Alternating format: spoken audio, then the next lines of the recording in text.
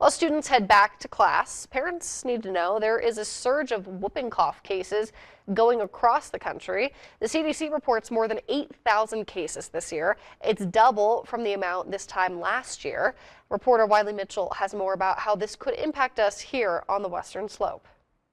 Starting in 2024 and continuing into 2025, public health officials say that we've seen a significant increase of whooping cough cases in our area. We've seen a noticeable jump in pertussis cases in Mesa County. The rate is 8 times higher now than we've seen in 2019 and during the pandemic.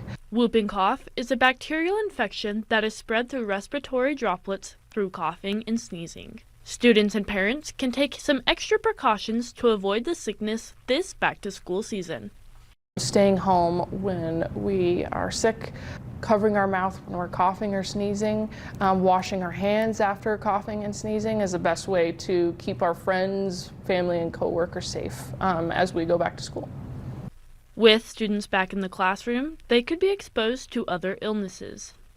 I would say back to school is always a time when all students are going back in the classroom, and there's going to be a high likelihood of germs back with everyone back in the classroom. So there's probably going to be an increase in illness. Experts say the best way to prevent whooping cough is to get vaccinated. Even though the illness might be milder in older people, they can transmit to those who are most vulnerable, and so the best form of protection would be the vaccine to keep them safe.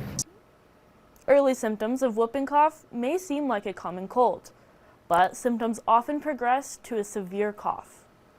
In Grand Junction, I'm Wiley Mitchell reporting. Mesa County Public Health has a clinic which offers a lot of different back-to-school vaccines, including the one for whooping cough. You can find details about the clinic on our news app.